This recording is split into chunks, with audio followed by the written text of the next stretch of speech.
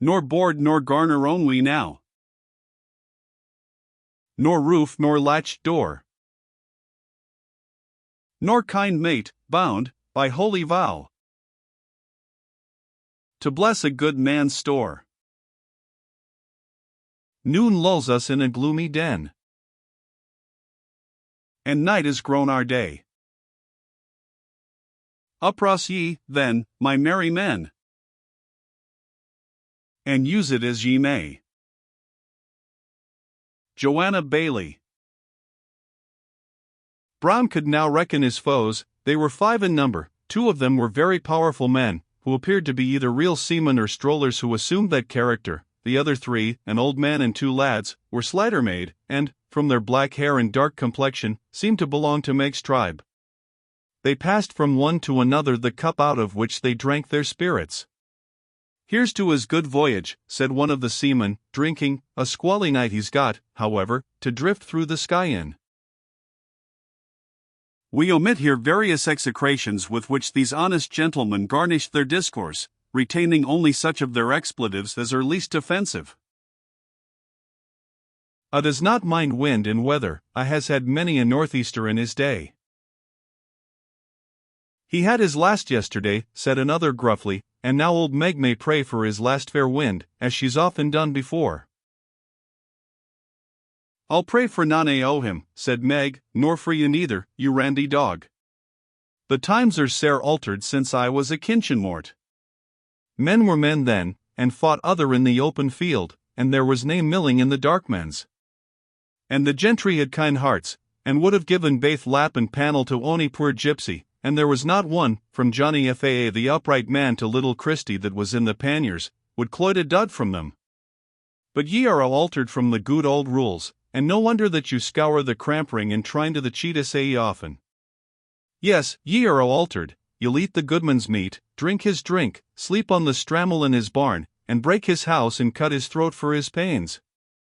There's blood on your hands, too, ye dogs, mair than ever came there by fair riding. See how ye'll die then." Lang it was ere he died. He strove, and strove sair, and could neither die nor live, but you half the country will see how ye'll grace the woody. The party set up a hoarse laugh at Meg's prophecy. "What made you come back here, ye old beldam?" said one of the gypsies. "Could ye not have stayed where you were, and spot fortunes to the Cumberland Flats? Ding out in tour, ye old devil, and see that nobody has scented. That's it you're good for now." "Is that a I am good for now?" said the indignant matron. "I was good for mair than that in the great fight between our folk and Patrico Salmon's. If I had not helped you with these very fambles," holding up her hands, "Jean Bailey would have frummagemed you, ye feckless do little." There was here another laugh at the expense of the hero who had received this Amazon's assistance. "Here, mother," said one of the sailors, "here's a cup of the right for you, and never mind that bully huff." Meg drank the spirits, and, withdrawing herself from farther conversation, sat down before the spot where Brown lay hid, in such a posture that it would have been difficult for anyone to have approached it without her rising. The men, however, showed no disposition to disturb her. They closed around the fire and held deep consultation together, but the low tone in which they spoke, and the cant language which they used, prevented Brown from understanding much of their conversation. He gathered in general that they expressed great indignation against some individual. "He shall have his gruel," said one, and then whispered something very low into the ear of his comrade. "I'll have nothing to do with that," said the other. "Are you turned hen-hearted, Jack?" "No, by GD, no more than yourself, but I won't. It was something like that stopped all the trade 15 or 20 years ago." "You have heard of the Lou?" "I have heard him," indicating the corpse by a jerk of his head, "tell about that job. GD, how he used to laugh when he showed us how he fetched him off the perch." "Well, but it did up the trade for one while," said Jack.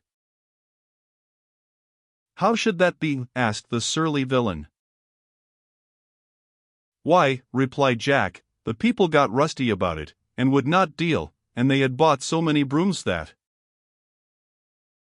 "Well, for all that," said the other, "I think we should be down upon the fellow one of these dark mans and let him get it well." "But old Meg's asleep now," said another, "she grows a driveler, and is afraid of her shadow. She'll sing out, 'Some of these odd come shortlies,' if you don't look sharp." "Never fear," said the old gypsy man, "Meg's truebred, she's the last in the gang that will start, but she has some queer ways, and often cuts queer words."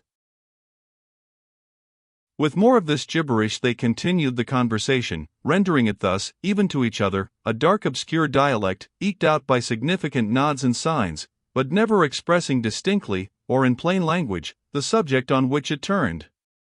At length one of them, observing Meg was still fast asleep, or appeared to be so, desired one of the lads to hand in the black peter, that they might flick it open. The boy stepped to the door and brought in a portmanteau, which Brown instantly recognized for his own. His thoughts immediately turned to the unfortunate lad he had left with the carriage. Had the ruffians murdered him? Was the horrible doubt that crossed his mind? The agony of his attention grew yet keener, and while the villains pulled out and admired the different articles of his clothes and linen, he eagerly listened for some indication that might intimate the fate of the postilion. But the ruffians were too much delighted with their prize, and too much busied in examining its contents, to enter into any detail concerning the manner in which they had acquired it. The portmanteau contained various articles of apparel, a pair of pistols, a leathern case with a few papers, and some money, etc., etc. At any other time it would have provoked Brown excessively to see the unceremonious manner in which the thieves shared his property, and made themselves merry at the expense of the owner. But the moment was too perilous to admit any thoughts but what had immediate reference to self-preservation. After a sufficient scrutiny into the portmanteau, and an equitable division of its contents, the ruffians applied themselves more closely to the serious occupation of drinking, in which they spent the greater part of the night. Brown was for some time in great hopes that they would drink so deep as to render themselves insensible, when his escape would have been an easy matter. But their dangerous trade required precautions inconsistent with such unlimited indulgence, and they stopped short on this side of absolute intoxication. 3 of them at length composed themselves to rest, while the 4th watched. He was relieved in this duty by one of the others after a vigil of 2 hours. When the second watch had elapsed, the sentinel awakened the whole, who, to Brown's inexpressible relief, began to make some preparations as if for departure, bundling up the various articles which each had appropriated. Still, however, there remained something to be done. 2 of them, after some rummaging which not a little alarmed Brown, produced a mattock and shovel. Another took a pickaxe from behind the straw on which the dead body was extended. With these implements 2 of them left the hut, and the remaining 3, 2 of whom were the seamen, very strong men, still remained in garrison. After the space of about half an hour, one of those who had departed again returned, and whispered the others. They wrapped up the dead body in the sea cloak which had served as a pall, and went out, bearing it along with them. The aged Sibyl then arose from her real or feigned slumbers. She first went to the door, as if for the purpose of watching the departure of her late inmates, then returned, and commanded Brown, in a low and stifled voice, to follow her instantly. He obeyed, but, on leaving the hut, he would willingly have repossessed himself of his money, or papers at least, but this she prohibited in the most peremptory manner. It immediately occurred to him that the suspicion of having removed anything of which he might repossess himself would fall upon this woman, by whom in all probability his life had been saved. He therefore immediately desisted from his attempt, contenting himself with seizing a cutlass, which one of the ruffians had flung aside among the straw. On his feet, and possessed of this weapon, he already found himself half delivered from the dangers which beset him. Still, however, he felt stiffened and cramped, both with the cold and by the constrained and unaltered position which he had occupied all night. But, as he followed the gypsy from the door of the hut, the fresh air of the morning and the action of walking restored circulation and activity to his benumbed limbs. The pale light of a winter's morning was rendered more clear by the snow, which was lying all around, crisped by the influence of a severe frost. Brown cast a hasty glance at the landscape around him, that he might be able again to know the spot. The little tower, of which only a single vault remained, forming the dismal apartment in which he had spent this remarkable night, was perched on the very point of a projecting rock overhanging the rivulet. It was accessible only on one side, and that from the ravine or glen below. On the other three sides the bank was precipitous, so that Brown had on the preceding evening escaped more dangers than one, for, if he had attempted to go round the building, which was once his purpose, he must have been dashed to pieces. The dell was so narrow that the trees met in some places from the opposite sides. They were now loaded with snow instead of leaves, and thus formed a sort of frozen canopy over the rivulet beneath, which was marked by its darker color, as it soaked its way obscurely through wreaths of snow. In one place, where the glen was a little wider, leaving a small piece of flat ground between the rivulet and the bank, were situated the ruins of the hamlet in which Brown had been involved on the preceding evening. The ruined gables, the insides of which were japanned with turf smoke, looked yet blacker contrasted with the patches of snow which had been driven against them by the wind, and with the drifts which lay around them. Upon this wintry and dismal scene Brown could only at present cast a very hasty glance, for his guide, after pausing an instant as if to permit him to indulge his curiosity, strode hastily before him down the path which led into the glen. He observed, with some feelings of suspicion, that she chose a track already marked by several feet, which he could only suppose were those of the depredators who had spent the night in the vault. A moment's recollection, however, put his suspicions to rest. It was not to be thought that the woman, who might have delivered him up to her gang when in a state totally defenseless, would have suspended her supposed treachery until he was armed and in the open air, and had so many better chances of defense or escape. He therefore followed his guide in confidence and silence. They crossed the small brook at the same place where it previously had been passed by those who had gone before. The footmarks then proceeded through the ruined village, and from thence down the glen, which again narrowed to a ravine, after the small opening in which they were situated. But the gypsy no longer followed the same track. She turned aside, and led the way by a very rugged and uneven path up the bank which overhung the village. Although the snow in many places hid the pathway, and rendered the footing uncertain and unsafe, Meg proceeded with a firm and determined step, which indicated an intimate knowledge of the ground she traversed. At length they gained the top of the bank, though by a passage so steep and intricate that Brown, though convinced it was the same by which he had descended on the night before, was not a little surprised how he had accomplished the task without breaking his neck. Above, the country opened wide and unenclosed for about a mile or two on the one hand, and on the other were thick plantations of considerable extent. Meg, however, still led the way along the bank of the ravine out of which they had ascended, until she heard beneath the murmur of voices. She then pointed to a deep plantation of trees at some distance. "The road to Kippletringan," she said, "is on the other side of these enclosures. Make the speed ye can, there's mair rests on your life than other folks. But you have lost all, stay." She fumbled in an immense pocket, from which she produced a greasy purse. "Many's the alms your house has gin Meg in hers, and she has lived to pay it back in a small degree," and she placed the purse in his hand. The woman is insane, thought Brown, but it was no time to debate the point, for the sounds he heard in the ravine below probably proceeded from the banditti. "How shall I repay this money," he said, "or how acknowledge the kindness you have done me?" "I hae twa boons to crave," answered the Sibyl, speaking low and hastily. "One, that you will never speak of what you have seen this night; the other, that you will not leave this country till you see me again, and that you leave word at the Gordon Arms where you are to be heard of, and when I next call for you, be it in church or market, at wedding or at burial, Sunday or Saturday, mealtime or fasting, that ye leave everything else and come with me." "Why, that will do you little good, mother." "But 'twill do yoursel muckle, and that's what I'm thinking o'. I am not mad, although I have had enough to make me essay. I am not mad, nor doting, nor drunken. I know what I am asking, and I know it has been the will of God to preserve you in strange dangers, and that I shall be the instrument to set you in your father's seat again. Essay, give me your promise, and mind that you owe your life to me this blessed night." There's wildness in her manner, certainly, thought Brown, and yet it is more like the wildness of energy than of madness. "Well, mother, since you do ask so useless and trifling a favor, you have my promise. It will at least give me an opportunity to repay your money with additions. You are an uncommon kind of creditor, no doubt, but—" "Away, away, then," said she, waving her hand. "Think not about the goud, it's a urine, but remember your promise, and do not dare to follow me or look after me." So saying, she plunged again into the dell, and descended it with great agility, the icicles and snow wreaths showering down after her as she disappeared.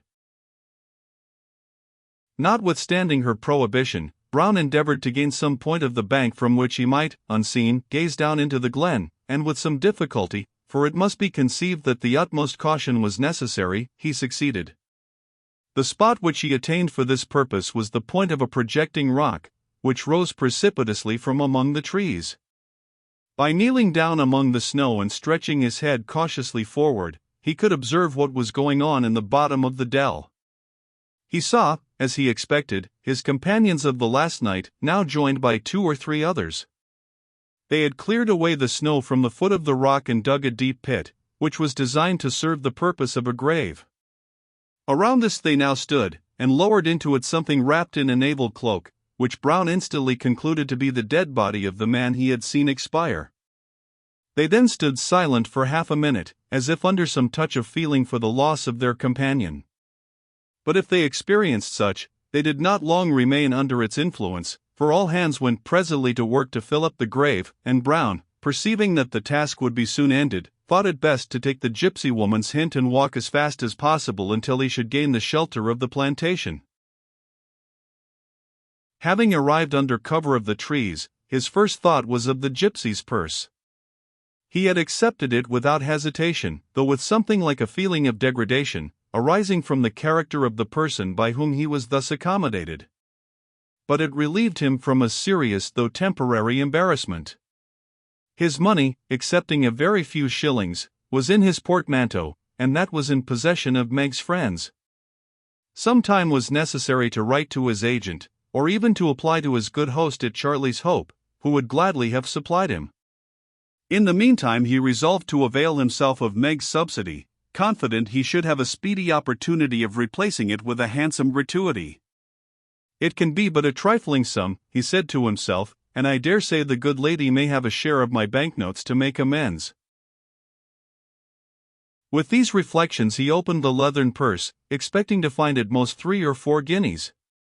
But how much was he surprised to discover that it contained, besides a considerable quantity of gold pieces, of different coinages in various countries, the joint amount of which could not be short of £100, several valuable rings and ornaments set with jewels, and, as appeared from the slight inspection he had time to give them, of very considerable value. Brown was equally astonished and embarrassed by the circumstances in which he found himself, possessed, as he now appeared to be, of property to a much greater amount than his own, but which had been obtained in all probability by the same nefarious means through which he had himself been plundered. His first thought was to inquire after the nearest justice of peace, and to place in his hands the treasure of which he had thus unexpectedly become the depositary, telling at the same time his own remarkable story.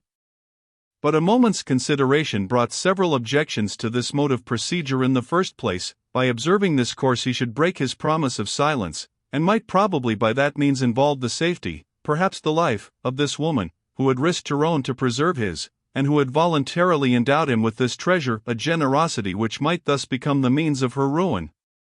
This was not to be thought of. Besides, he was a stranger, and for a time at least unprovided with means of establishing his own character and credit to the satisfaction of a stupid or obstinate country magistrate. "I will think over the matter more maturely," he said. "Perhaps there may be a regiment quartered at the county town, in which case my knowledge of the service and acquaintance with many officers of the army cannot fail to establish my situation and character by evidence which a civil judge could not sufficiently estimate.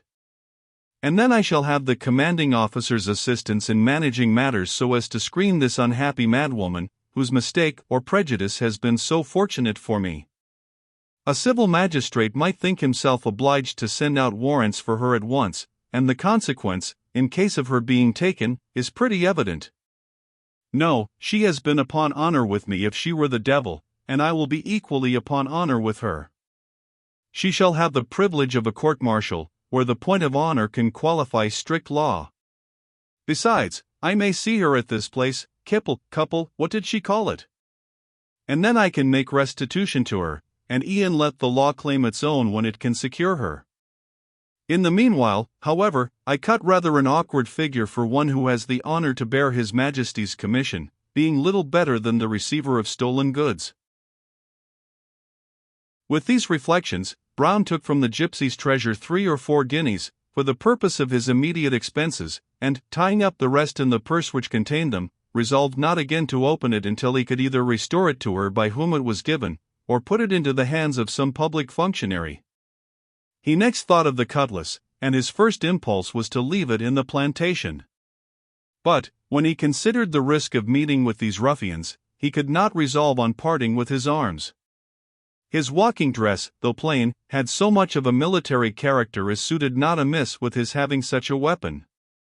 Besides, though the custom of wearing swords by persons out of uniform had been gradually becoming antiquated, it was not yet so totally forgotten as to occasion any particular remark towards those who chose to adhere to it. Retaining, therefore, his weapon of defense, and placing the purse of the gypsy in a private pocket, our travelers strode gallantly on through the wood in search of the promised highroad.